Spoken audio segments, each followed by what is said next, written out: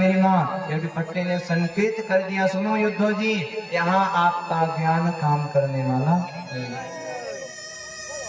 यहाँ आपका ज्ञान फट गया। उद्धव जी पहुंचे वृंदावन तो क्या देख रहे हैं कि सारी गोपियां कृष्ण के वियोग में रो रही हैं। उद्धव जी ने कहा, हे गोपी, नंद रानी का घर कहाँ है? नंद रानी का घर कहाँ है?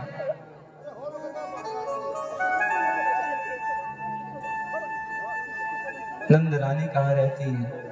गोपी ने कहा, सुनो, ये जो चलता हुआ मार्ग देख रहे हो, यह जहाँ से नदी की धारा आ रही है, इस धारे को पकड़ के लेके जाओ। यह धारा जहाँ विराम हो जाएगी वही समझ जाना वही नंद रानी का घर है। महाराज, वृंदावन में जमुना जी का पानी खारा है, नमक वाला है। कहा गया है कि भगवान के वियोग में नंद रानी गोपियां इतनी रुदन की हैं, इतनी रोई हैं कि वही पानी यमुना जी में आकर के मिल गया। उसी समय से वो पानी खारा हो गया। उद्धव को जैसी नंद रानी देखी, अरे उद्धव जी, अरे बताइए कैसे आना हुआ? अरे उद्धव जी बताइए हमारा कन्हैया कैसा है? उद्धव जी ने कहा, अरे कन्हैया तो कितना बड़ा निष्ठुर है। अरे गोपियां तुमसे कितना प्रेम करती हैं, तुमने उनके प्रेमों का कुछ देखा ही नहीं। भगवान जब वृंदावन को छोड़कर मथुरा जा रहे थे तब राधा रानी रास्ते में मिली थी। राधा जी ने कहा, हे कन्हैया, मुझे वरदान चाहिए। भगवान ने कहा, मांगो, क्या वरदान मांगती हो? राधा जी ने कहा था, हे कन्हैया, तू करे एक तमन्ना है। हे कन्हैया, एक तमन्ना अंदर है, एक इच्छा है कन्हैया। होकर एक तमन्ना है, होकर फिर से जन्म मिले, मैं श्याम बनूं तेरा, तुम राधा बन के जिए हैं।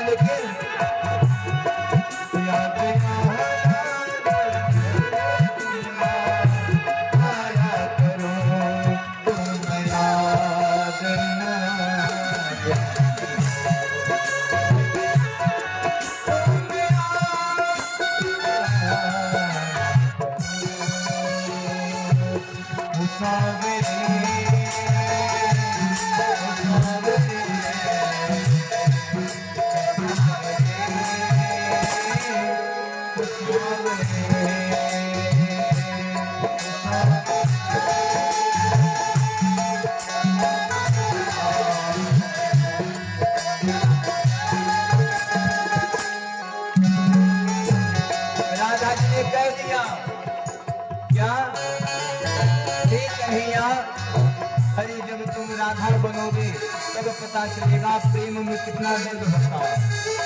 कन्हैया, एक वचन चाहिए, मैं कृष्ण बनूं, तुम राधा बनो। और जब तुम राधा बनोगे तब पता चलेगा कि प्रेम में क्या दर्द होता है। कन्हैया, जब तुम राधा बनोगे तब पता चलेगा कि प्रेम में क्या दर्द होता है। अब तुम तो छोटी बात कह करके चल जाते हो, लेकिन जब तुम राधा बनोगे तब पता चलेगा कि प्रेम में आके दर्द कैसा होता है। सुनो कन्हैया, सुनो,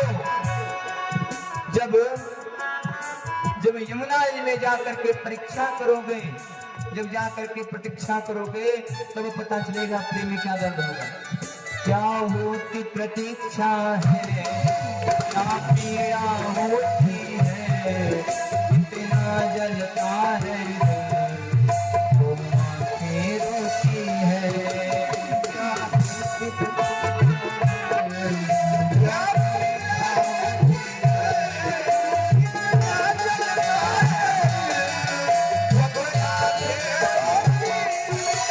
क्या होती प्रतीक्षा है, क्या पीड़ा होती है, इतना जलता है जब आंखें रोती है।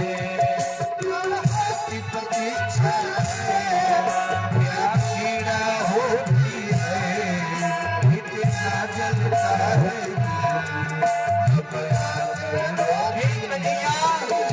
जब तुम राधा बनोगे तब पता चलेगा कि मैंने तुम्हारे लिए कितना प्रतीक्षा किया है।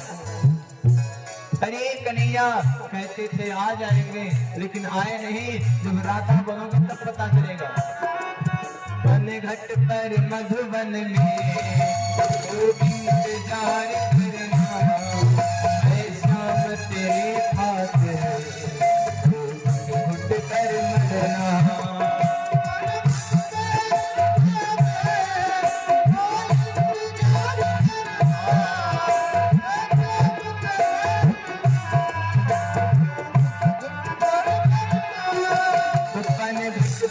मधुबन में इंतजार करना, वो शाम तेरे खातिर घुट कर मरना।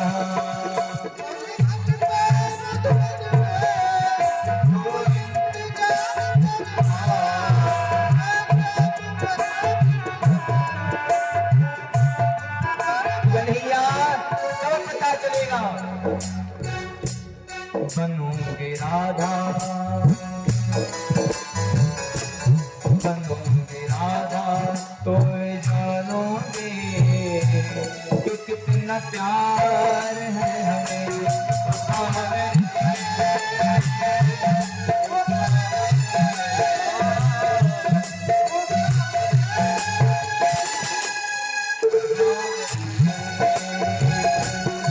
एक गोपी ने कह दिया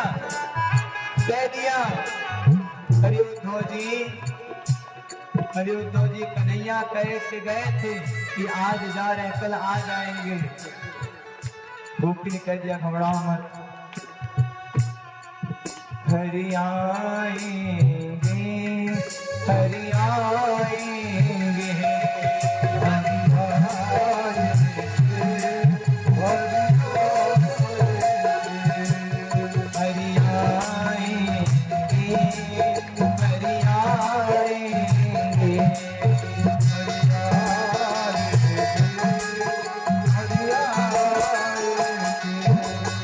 आसारक पगली आएंगे, आसारक पगली आएंगे, हरि आएंगे, हरि आएंगे, हरि आएंगे, हरि आएंगे, आसारक पगली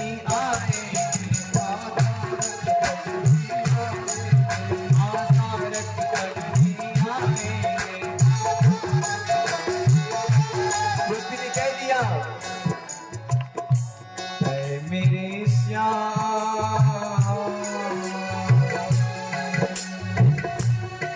मेरे श्याम,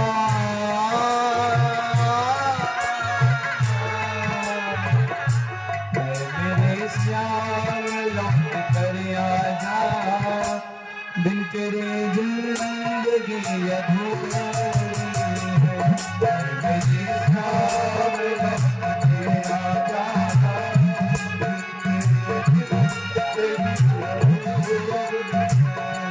मेरी मेरे सामने लौट के आजा, बिन तेरे जिंदगी अधूरी है। मेरे सामने लौट के आजा, बिन तेरे जिंदगी अधूरी। अच्छा, कौन कौन भगवान को बुलाता है? हाथ उठाइए और कहेंगे क्या? हरि आए रे, हरि आए रे,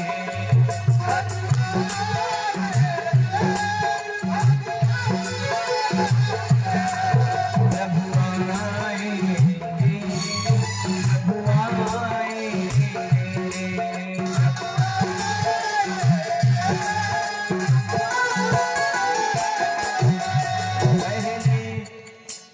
कह दिया पहले मुख चंद्र दिखा करके, फिर हाय वियोग लगाने लगे। करुणा करनी तो दूर रही, करुणा निधि हो के रुलाने लगे। करुणा निधि हो के रुलाने लगे। हरि आए रे, प्रभु आए रे, हरि आए रे, प्रभु आए रे। आशा रख पगली आएंगे, आशा रख पगली आएंगे। हरि आएंगे, हरि आएंगे, हरि आएंगे, हरि आएंगे। प्रभु आएंगे, प्रभु आएंगे, प्रभु आएंगे, प्रभु आएंगे। माँ, मेरी माँ, अगर आपको विश्वास है भगवान आएंगे तो जरूर आएंगे। विश्वास है तो भगवान आएंगे। हाथ उठाइए। कभी भी नर्वस नहीं होना है, हमेशा भगवान को बुलाना है। हरि आए रे, हरि आए रे,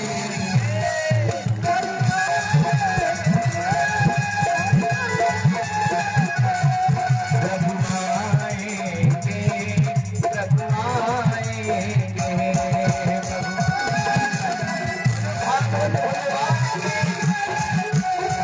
हरि आए रे, प्रभु आएंगे।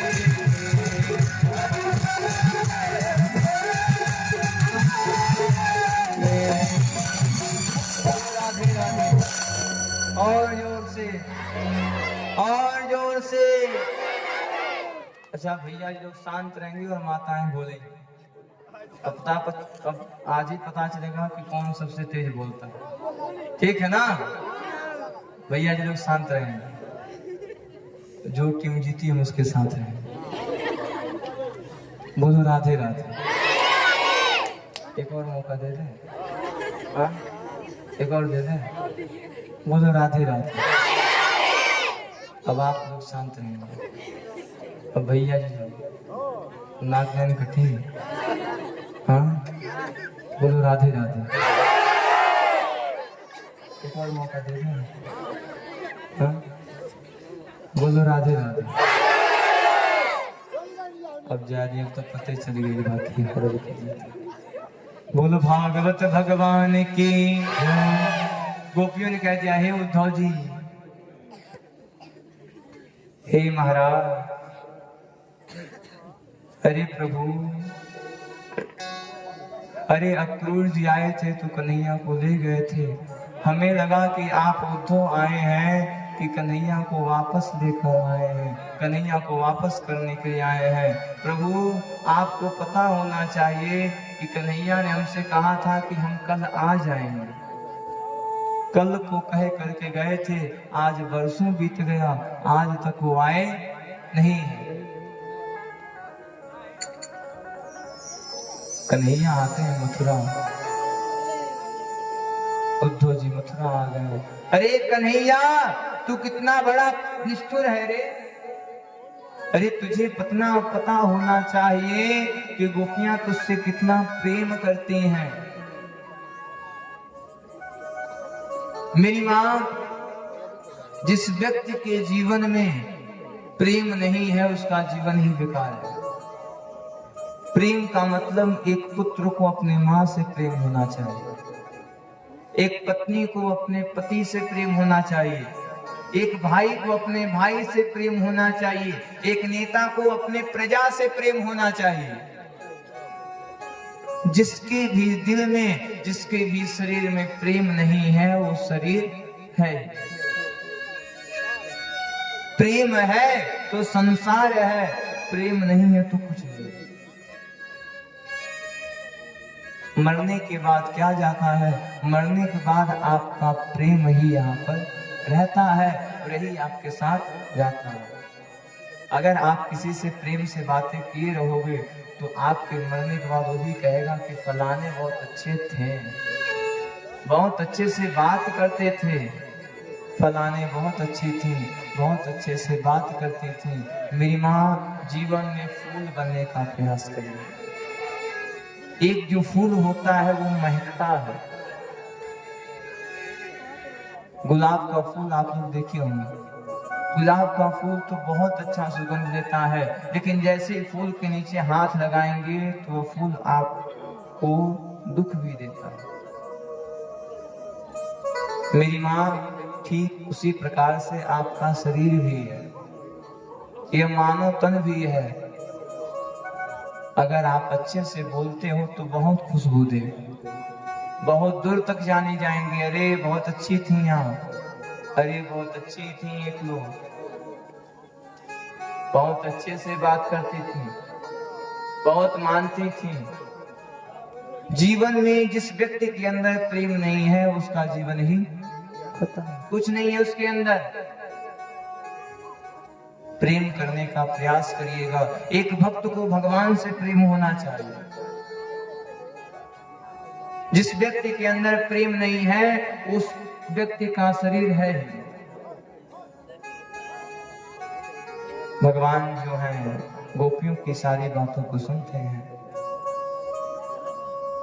इधर चिरासन आता है, भगवान यहाँ से जाते हैं। 18 बार काली आया, भगवान मैदान छोड़कर भागते हैं। आज भगवान का नाम पड़ गया, बोलो रणछोड़ भगवान की।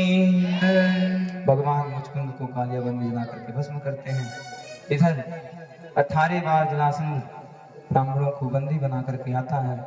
भगवान मैदान छोड़ करके भागते हैं।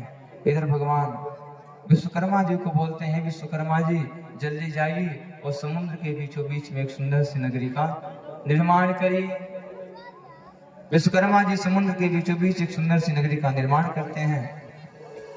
भगवान प्रवणसर पर्वत पर चढ़ जाते हैं। जरासंध ने उन्हें जंगलम वश्वदेवेना प्रागस्पंभवशीषुणः, जंगल में आग लगा देता है। भगवान दौड़ करके उस समुद्र के बीचों बीच बनी हुई नगरी में चल जाते हैं। भगवान ने अर्जुन जी से कह दिया, सुनो जल्दी जाओ और सारे ब्रजवासियों को यहाँ पर बुला करके लेते आओ। अर्जुन जी जाते हैं और सारे ब्रजवासियों को उठा करके उस महल में ला करके बंद कर देते हैं। ब्रजवासी सुबह उठते हैं, देख रहे हैं, बोल रहे हैं, द्वार कहाँ, द्वार कहाँ। नाम पड़ गया द्वारिका। बोलो द्वारिकाधीश भगवान की, बोलो कृष्ण कन्हैया लाल की। इधर धीरे धीरे समय बीत रहा है। रेवत राजा की बेटी के संग बलराम जी का विवाह संपन्न होता है। इधर कृष्ण विवाह की कथा को हम सभी कथा की अंतिम घड़ी में श्रवण करेंगे। क्योंकि आज ये कथा का विश्राम दिवस है, तो आज ये कथा को सुदामा चरित्र पर लेके चलते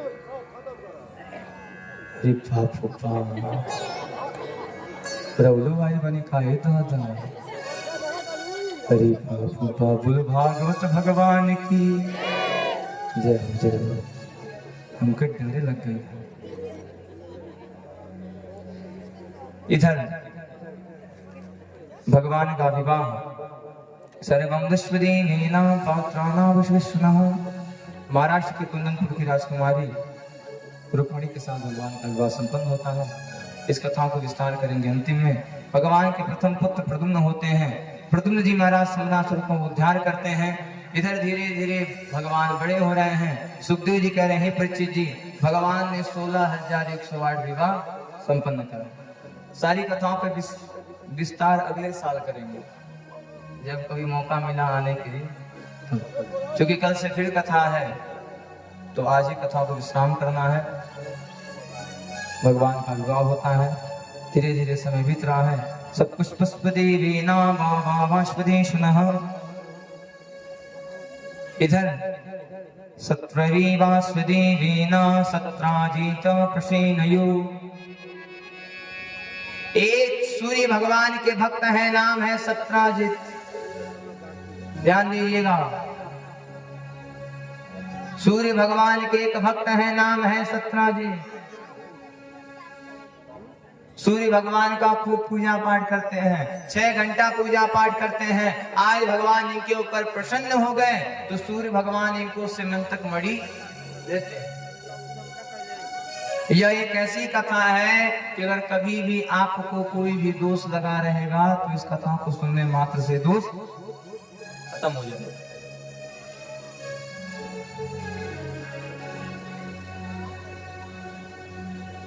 समंतक मणि लेकर के सत्राजित द्वारिका में आते हैं। भगवान ने कहा महाराज इस मणि से जो 8 भर सोना होता है वो आप हमें दे दीजिए, इस सोने से हमारे राज्य का पालन पोषण होगा। सत्राजित के मन में अहंकार हो गया, देखो परिश्रम से मैंने पाया, लेकिन यह भगवान देने के लिए तैयार है। सत्राजित लेकर के जाता है। सत्राजित के एक भाई है जिनका नाम है प्रसेन। प्रसेन एक दिन उस मणि को लगा करके घूमता है। एक शेर आता है और प्रसेन से उसकी मणि छीन करके उसको मार डालता। सत्राजित के अंदर वहम हो गया। सत्राजित लगा सोचने, अरे देखो हमने मणि नहीं दिया तो द्वारिकाधीश ने हमारे भाई को मारा। मारा था कौन? शेर ने, लेकिन दोष किसे लगा? भगवान। सत्राजित ने अपनी पत्नी से कहा, सुनो देवी ऐसी सी बात है, तुम किसी से कुछ कहना नहीं। माताओं को एक श्राप है कि कोई भी बात बचने वाला नहीं। अगर पति देवता कह दिए सुनो मैं तुमसे कह रहा हूं किसी से कहना मत, तो बगल वाली से कहेंगे ये दीदी एक बात कहे, किसी से कहना मत, जानेंगे तो बड़ी। अच्छा चल ठीक है कह दे रहा है तुमसे, और वहां माँ कह दी। अब उस माँ ने और 4 माँ से कह दी, वो 4 माँ और 8 माँ से कह दी, पूरा गांव में बात प्रचार। काली माई से तेज तो माताओं के बात का प्रचार बात होता है। काली माई के प्रसादी में बटने में समय लगेगा, लेकिन माताओं का बात यहाँ से बैकुंठपुर कैसे पहुंच जाएगा किसी को पता चलेगा नहीं।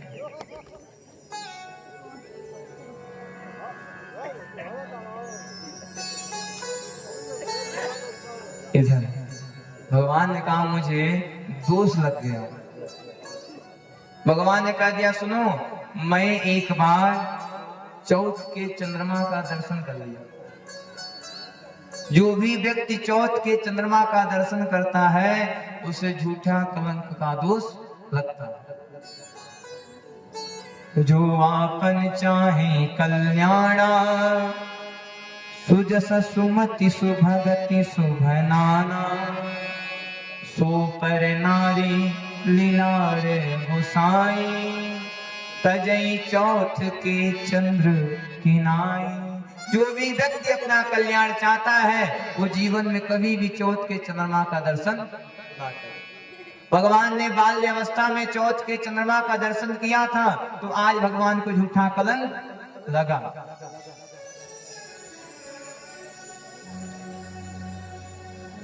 भगवान आज अपने कलंक को मिटाने के लिए आगे बढ़ते हैं। भगवान जाते हैं। भगवान जामवंत जी से एक बेटी है जिनका नाम है जाम्बवती। भगवान उनसे मणि लेकर आते हैं। आज भगवान का विवाह जामवंती के साथ संपन्न होता है। भगवान मणि ला करके सत्यराजित को देते हैं। सत्यराजित ने कहा प्रभु हमको क्षमा करिए, हमने आपको झूठा कलंक लगा दिया। भगवान ने कहा सुनो तुम कलंक लगा दिए तो ठीक है, अपना मणि ले लो। सत्यराजित ने कहा महाराज मणि आप लेकर जाइए। भगवान ने कहा अगर हम मणि लेकर चले जाएंगे तो सब लोग हमको चोर मानेंगे, मैं मणि लेकर के नहीं जाऊंगा। सत्यराजित तुरंत अपनी बेटी का विवाह भगवान के साथ संपन्न कराता है और मणि को दहेज रूप में दे देता है। सुखदेव जी कह रहे हैं परीक्षित जी, कलयुग के प्राणी सतर्क हो जाएं। क्यों? क्योंकि जो कलयुग लगने वाला है, इस कलयुग में झूठ का ही बोलबाला चलेगा, झूठ का ही बोलबाला चलेगा। सत्य हमेशा परेशान रहेगा, असत्य हमेशा आगे बढ़ता रहेगा। सुनिए, इसमें प्राणियों को डरना नहीं है, प्राणियों को भगवान का भजन निष्काम भाव से करना। मेरी माँ, प्रेम करना है तो बस भगवान से करिए। भगवान से प्रेम करोगे तो आपका प्रेम आपके साथ जाएगा, और संसार वालों के साथ प्रेम करोगे तो प्रेम यहीं पर रहेगा। हाय पति, हाय पत्नी, हाय बेटा, हाय परिवार वाले, या परिवार वाले, या घर वाले, या बेटी और पत्नी या पति सब यहीं पे हैं। इन लोगों से प्रेम करोगे तो दुख मिलेगा। कहीं बात करना शुरू कर दिए, अरे महाराज इतना टेंशन है, वो टेंशन आपको। संसार वालों से प्रेम करोगे तो दुख मिलेगा, और एक बार भगवान से प्रेम कर लोगे तो दुख का नाम निशान भी नहीं। जीवन में प्रेम करिएगा तो भगवान से करिएगा। कलयुग तो आज उल्टा गंगा बहा रहा है, माता पिता को बेटा ठोकर लगा रहा है।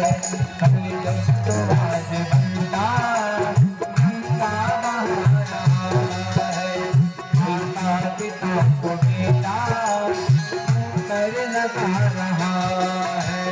कलयुग तो आज उल्टा गंगा बहा रहा है, माता पिता को बेटा ठोकर लगा रहा है। तब था भी एक रावण और एक थी उसी का, तब था एक रावण और एक थी उसी का। बहने, बापूजी, त्रेता में एक ही रावण था और एक ही सीता थी, लेकिन यह कलयुग है। अब हर एक गलियों में, अब हर एक गलियों में रावण छुपा हुआ है। कलयुग तो आज उल्टा गंगा बहा रहा है, माता पिता को बेटा ठोकर लगा रहा है।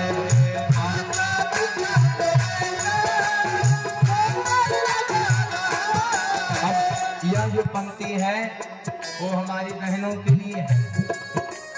क्या? भारत की प्यारी बहना तुम सावधान रहना, भारत की प्यारी बहना तुम सावधान रहना। आजकल हमारी बहनों से अगर कोई दो बातें मीठी कर दिया तो बह जाती। भारत की प्यारी बहना तुम सावधान रहना, भारत की प्यारी बहना तुम सावधान रहना। क्योंकि पापी भी आज अपने हाथ, पापी भी आज अपने हाथ राखी बना रहा है। कलयुग तो आज उल्टा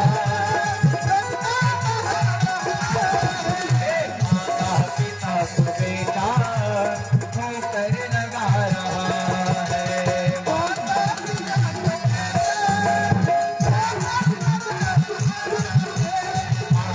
पिता को बेटा ठोकर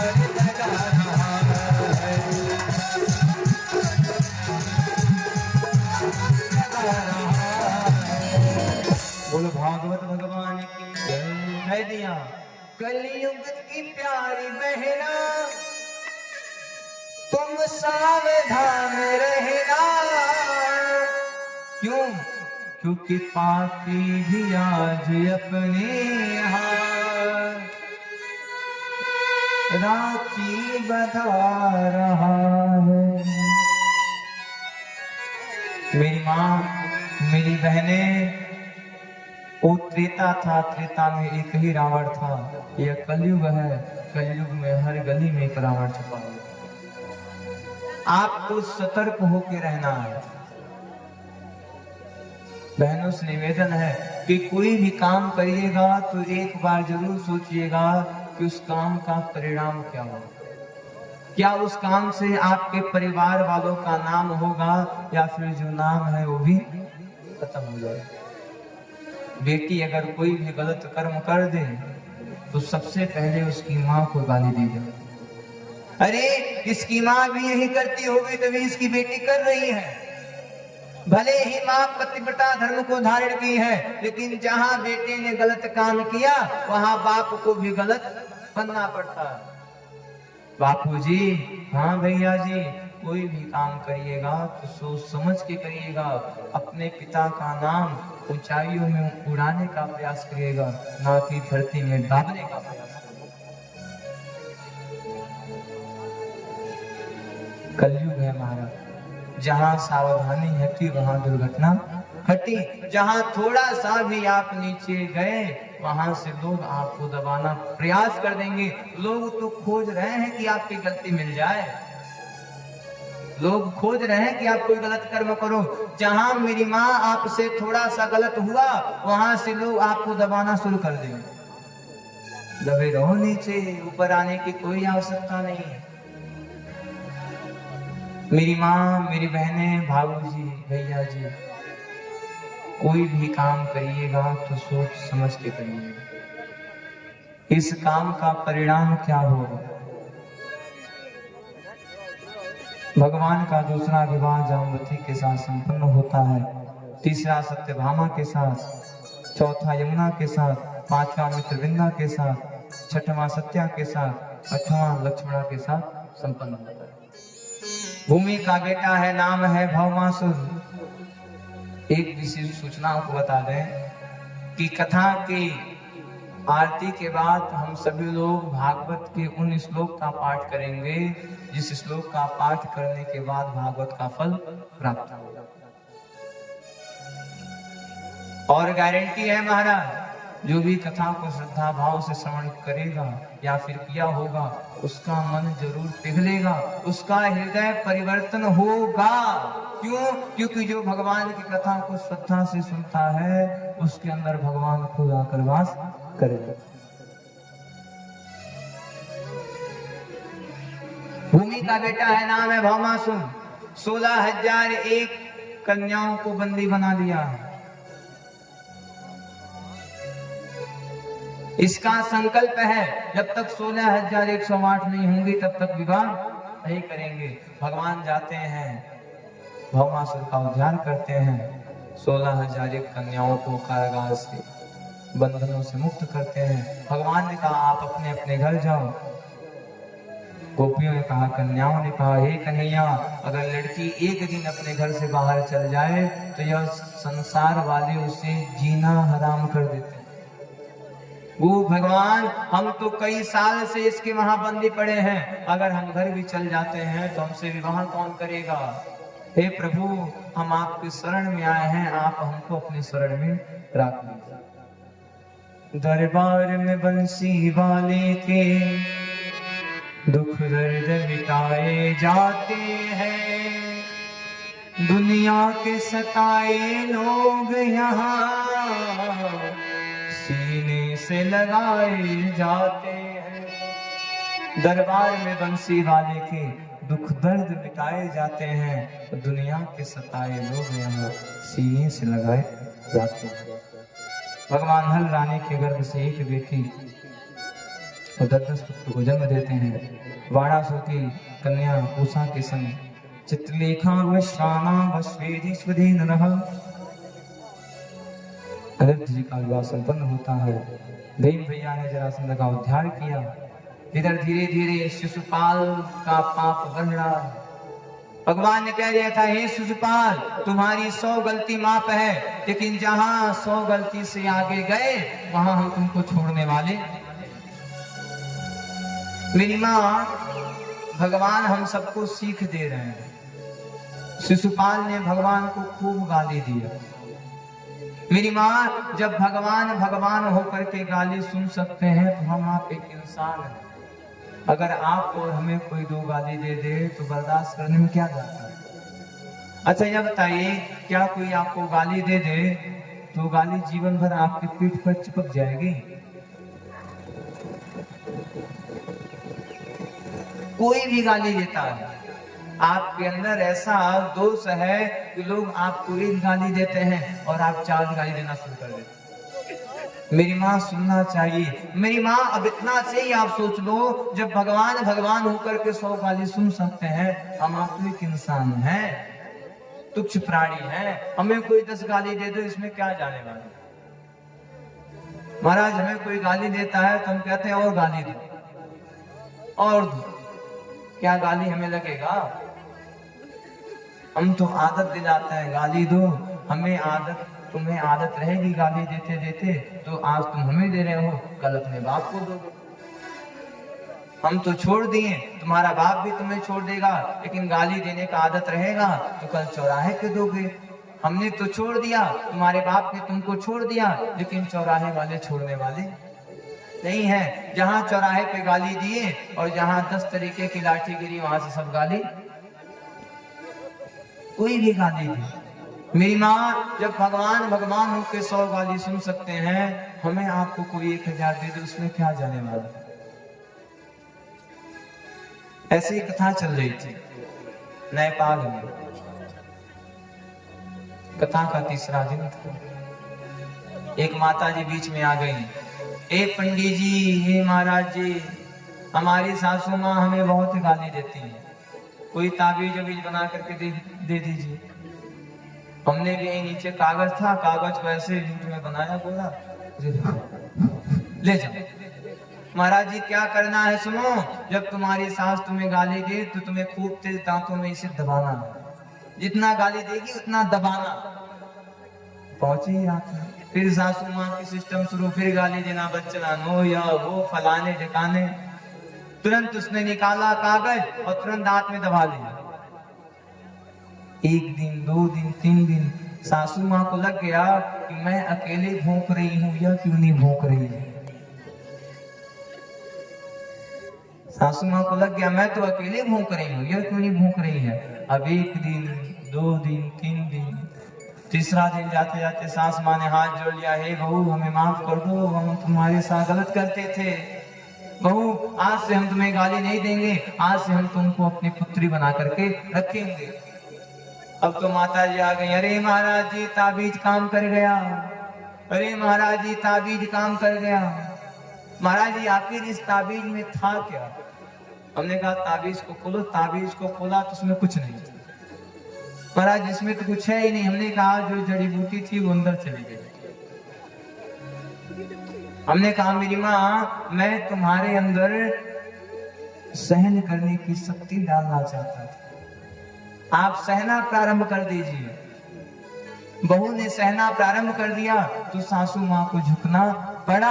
आप सहने का प्रयास तो करिए, आप तो सहते ही नहीं हैं। अगर आपको कोई 10 गाली दिया तो वे बड़बड़ बड़बड़ बड़बड़ बड़बड़ आप भी 10 गाली देना शुरू। अच्छा यह बताओ, क्या कुत्ता आपको काटेगा तो आप भी कुत्ते को काटोगे? बोलो मेरी माँ, पीछे वाली मैया, क्या कुत्ता आपको काटे आप भी कुत्ते को काटोगे? हाँ जी अभिना जी, काटना है कुत्ते को। बताओ मेरी माँ, क्या कुत्ता आपको काटे तो आप भी कुत्ते को काटोगे? बोलो बाबूजी, क्या कुत्ता आपको काटे तो आप कुत्ते को काटोगे? आप काटोगे नहीं, आप किनारे से निकल जाओगे और जा करके अपनी दवाई करा लो। मेरी माँ, ठीक उसी प्रकार से जो भौंक रहा है उसे भौंकने दीजिए। अगर आप कुत्ते को काट लो तो आप में और कुत्ते में फर्क क्या रह जाएगा? अगर आप भी गाली दे दोगे, आप में और उसमें फर्क क्या रहेगा? कोई फर्क रहेगा? कुछ नहीं, कोई फर्क रहने वाला नहीं है, कोई फर्क नहीं बचेगा। इसलिए मेरी माँ, कोई अगर आपके साथ गलत बोलता है या फिर गलत करता है तो सहने का प्रयास करें। बोलने दीजिए, कितना बोल लेगा वो, बोलते बोलते तो शांत होगा। एक कुत्ता जब भौंकता है अकेले तो 5 मिनट 2 मिनट शांत हो जाएगा, और जहां 4 कुत्ते इकट्ठा हुए तहां 1 घंटा फिक्स। बात सही है कि नहीं सही है? कुत्ता अकेले ज्यादा से ज्यादा 1 घंटा भौंक दिया, और जहां अरे बाबा श्रीमान जी पीछे सावत था बस माँ कहती हो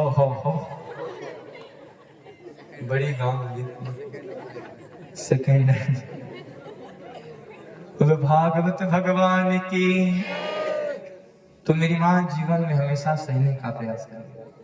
भगवान जब भगवान होकर के 100 गाली सुन सकते हैं, 100 गाली सहन कर सकते हैं, तो आप भी सहने का प्रयास कर दीजिए। अगर आज आप सहने का प्रयास कर देंगे तो कल से आपके घर की लड़ाई खत्म। अगर चाहते हो कि घर की लड़ाई समाप्त हो जाए तो बर्दाश्त करना सीख लो।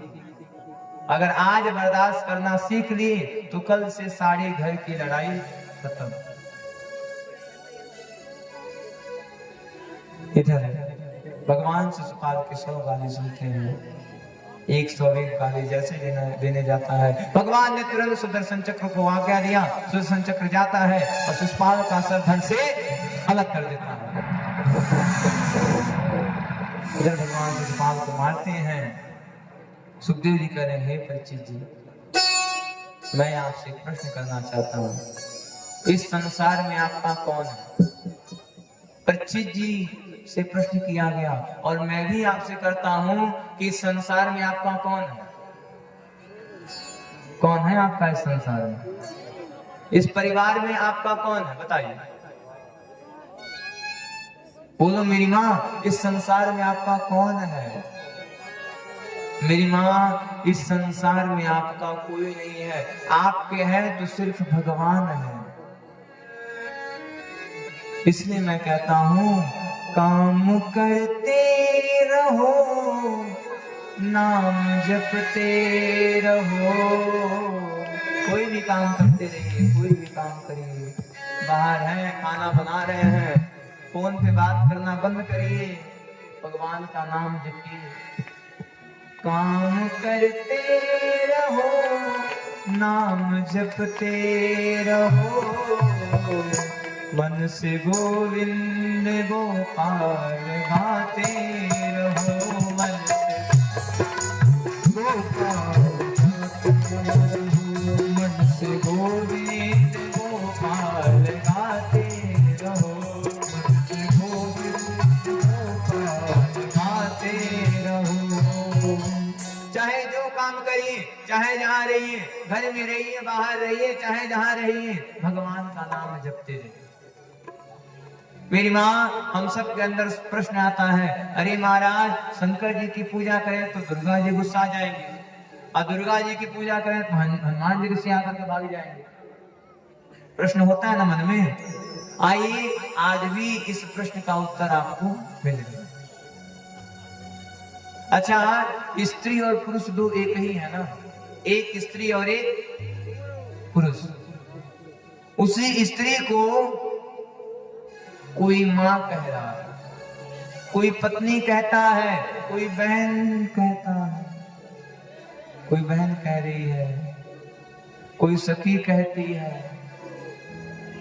कोई मौसी बोलती है। स्त्री एक ही है ना, लेकिन नजरिया बदला तो नाम भी पुरुष वही है। कोई बाप कहता है, कोई बेटा कहता है, कोई दोस्त कहता है, कोई यार कहता है। जहां नजरिया बदला वहां नाम भी। मेरी माँ, ठीक उसी प्रकार से दुर्गा जी भी वही है, हनुमान जी भी वही है। भगवान ने इसलिए अनेक स्वरूपों को धारण किया ताकि आप किसी न किसी रूप में भगवान को भजें। दुर्गा जी को नहीं तो हनुमान जी को भजें। आपको भजना चाहिए। जहां हमारे देखने का नजरिया बदला वहां से नाम भी। आप अपनी पत्नी को पत्नी कहते हैं, आपका बेटा मां कहता है, आपके साले साहब बहन कहते हैं। जहां नजरिया बदला वहां नाम भी बदल गया। मेरी मां, इस संसार में भगवान के सिवा आपका कोई नहीं है। आपके मरने के बाद 14 दिन तक लोग रोएंगे, मात्र 14 दिन। बहुत आपका खास है, तब आपके खास है 14 दिन तक। उसके बाद फोटो बन जाएगी, और भी बिना फ्रेम वाला। कब चूहा करके काट दे कोई नहीं जानता, और दक्षिण के दीवार में लगा दी जाएगी। मेरी मां, हम बार बार कहते हैं कि संसार में भगवान के सिवा आपका कोई नहीं। क्या आपका जन्म हुआ था तो आपकी पत्नी आपके साथ आई थी? आपका पति आपके साथ आया था? धन आपका साथ आया था? नाम था, पद था? कुछ नहीं था। आप अकेले आए थे और अकेले ही यहां से जाना है।